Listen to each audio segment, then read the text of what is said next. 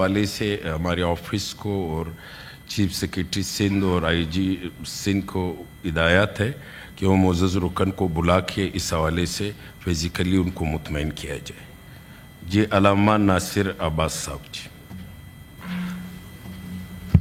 شکریہ deputy chairman صاحب. بسم اللہ الرحمن الرحیم. دیکھیں قرآن مجید میں لا اکراہ فی الدین قد تبین الرشد من الغی. اسلام کہیں نہیں اجازت دیتا کہ کسی کے اوپر آپ جبر کریں اور زبردستی سے اس پر اپنا عقیدہ ٹھوسیں.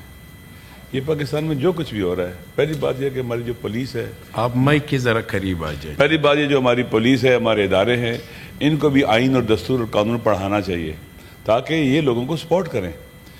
آئے دن خبریں آتی ہیں، بالخصوص انٹیریئر سندھ سے آتی ہیں کہ وہاں کچھ بچیوں کو اٹھایا گیا، زبردستی مسلمان بنانے کے نام پر لے گئے ہیں اور اس کے بعد کہتے ہیں کہ مسلمان ہو گئی ہیں.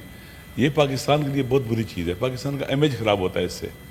جو دنیش کمار نے بات کیا ہم ان کی تائید کرتے ہیں، اور جن لوگوں نے یہ کام قدم اٹھا رکھی ان کو نشان عبرت بتانا چاہیے، ان کو سزا ملنی چاہیے.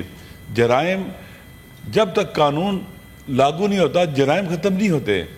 قانون جو بنانے والا جو قانون ساز ہے، ایک فلسفہ قانون کا یہ ہے کہ جرائم کی روک تھام کی جائے، جو زیادتیاں اور ان کی روک تھام کی جائے. لیکن جب آپ دیکھتے ہیں کہ لا قانونیت جب اوپر سے شروع ہو جاتی ہے، اور ہماری پولیس کے لوگ بھی آپ دیکھیں چیئرمین صاحب بعض اوقات ایک بندے کو گرفتار کرتے ہیں اور پھر لاتے مار رہے ہوتے ہیں اس کو. یہ خلاف قانون ہے. یہ قانون کے منہ پر تھپڑ ہے اور قانون کے وجود پر لات مار رہے ہوتے ہیں. آپ کو گرفتار کرنے کا حق تو ہے، لیکن مارنے کا حق کس نے دیا آپ کو؟ کسی نے آپ کو حق دیا کہ آپ تذلیل کریں ان کی؟ پاکستان کے اندر سب سے بڑا مسئلہ لا قانونیت کا ہے. قانون محترم نہیں ہے، مقدس نہیں ہے. ہمارے سب کی ذمہ داری ہے. جیسے آپ نے کہا بہت اچھا قدم اٹھایا کہ آپ نے کہا بلایا جائے ان کو، اور پیپل پارٹی کے دوست نے بھی جو وقار مہدی صاحب ہے انہوں نے بھی یقین دہانی کرائی ہے. لیکن یہ ایک ایسا مسئلہ ہے جو ایک ناسور کی شکل میں ڈل چکا ہوا ہے.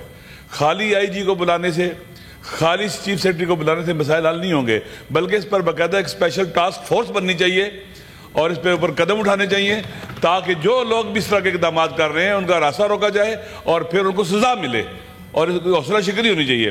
ابھی ایک چھوٹا سا مسئلہ ساتھ میں اور بیان کر دیتا ہوں. آپ جانتے ہیں کہ محرم آنے والا ہے.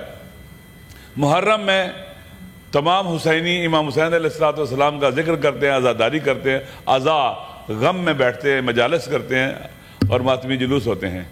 پنجاب کی حکومت نے اب یہ دیکھیں کہ یہاں پاکستان میں آپ پیدل چل کے میلوں میں جا سکتے ہیں، پیدل چل کے عرسوں میں جا سکتے ہیں.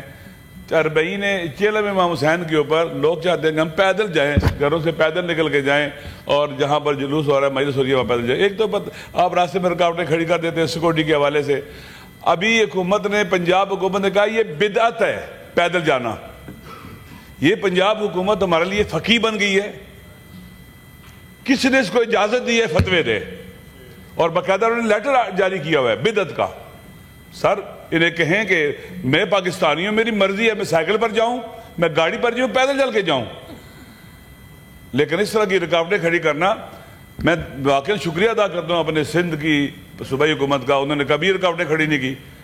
بلوچستان میں نہیں کھڑی کی، خیبر پختونخوا میں مشکلات نہیں ہیں، لیکن پنجاب میں اسپیشل ہمارے لیے مشکلات کھڑی کی جا رہی ہیں. یہ لوگ پہلے پریشان ہیں، مہنگائی کی پریشانی ہے، مشکلات ہے، آپ انہیں پکڑ رہے ہیں، شیڈول 4 میں ڈال رہے ہیں. سر ایسے ہے کہ 17-18 سال کا بچہ ہے، آپ نے اس کو شیڈول 4 میں ڈالا ہے ملتان کے اندر، اور وہاں کے سی ٹی ڈی والے کہہ رہے ہیں لڑکوں کو بلا کر جن کے اوپر کبھی کوئی جرم انجام نہیں دیا، کبھی کوئی ایف آئی آر نہیں کٹی ہے، کہ آپ آ کے تو سائن کر کے دو کہ نہ تم محرم میں کسی مجلس میں جاؤ گے، نہ کسی جلوس میں جاؤ گے، نہ سفر میں جاؤ گے. یہ کیا طریقہ کار ہے؟ یہ کون سا قانون اپلائی ہو رہا ہے؟ میرے خیال میں سر پاکستان کو اس طرح اس وقت لوگوں کو ہیل کرنے کی ضرورت ہے. جتنی مشکلات ہے، جو بجٹ ہے یہ ان کے سر پر بم کی طرح گرنے والا ہے. لوگ پہلے ہی پریشان ہیں، خوفزدہ ہے، بجٹ کے نام سے ڈرتے ہیں. جیسے بچوں کو ڈرایا جاتا تھا کسی چیز سے، یہ وہی جو بجٹ ہے پاکستان کے عوام کے لیے ایک ڈراؤنی حقیقت بن چکا ہوا ہے. سر میری گزارش یہ ہے کہ پنجاب حکومت سے بھی کہا جائے کہ بھائی ان کو بلایا جائے اور ریفر کریں تاکہ وہ جواب دیں کہ انہوں نے کس بنیاد پر کہا یہ بدعت ہے. مشی کا معنی ہوتا ہے، عربی کا لفظ ہے پیدل جانا، واک کرنا، پیدل چل کے جانا. میں یہاں سے، میرا گھر ادھر ہے، میں یہاں سے پیدل پنڈی جاتا ہوں جلوس کے اندر. یہ کوئی جرم ہے پیدل چل کے جانا؟ کوئی بندہ ٹریفک نہیں روکتا, کوئی کسی کو رکاوٹ نہیں بنتا, اور آپ آتے ہیں جناب والا بدعت کرا دیتے ہیں. میرے خیال میں یہ سارے کے سارے مسائل اس وجہ سے ہیں کہ لا قانونیت ہے. عوام کا جو حق ہے, جو فنڈامنٹل رائٹس ہیں, جو سول رائٹس ہیں, وہ ریکگنائزڈ نہیں کیے جاتے, ان پر عمل نہیں ہوتا, اور یہ مشکلات کھڑی ہوتی ہیں. سر میری گزارش یہ ہے کہ باقاعدہ اس حوالے سے آپ آرڈر پاس کریں اور اس کو ان کو بلائیں, صوبائی حکومت کے نمائندوں کو بلائیں اور ان سے پوچھیں کہ آپ نے بدعت کا لفظ کس بنیاد پر استعمال کیا ہے.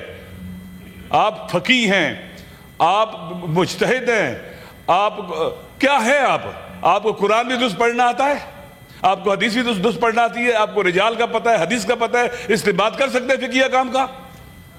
یہ تو جس نے کہا بدعت ہے اس نے جرم انجام دیا دینی طور کے اوپر. حلال کو حرام کہا ہے اس نے. کہاں لکھا ہے کہ پیدل چل کے جانا کہیں پر حرام ہے؟ آپ میلوں میں جا سکتے ہیں, آپ عرسوں میں جا سکتے ہیں, ڈالیاں کئی میل پیدل چلتے ہیں, راستے بند ہو جاتے ہیں. ابھی داتا دربار وہاں پر 40 کے دنوں میں وہاں پر بھی عرس ہوتا ہے, جگہ جگہ سے لوگ پیدل آتے ہیں. تو آپ کہیں گے بدعت ہے. کیوں ایسا کام کرتے ہیں جو آپ کی دائرہ نہیں ہے, جہاں پر آپ کو قدم نہیں رکھنا چاہیے, آپ کیوں وہاں قدم رکھتے ہیں؟ آپ کا شکریہ.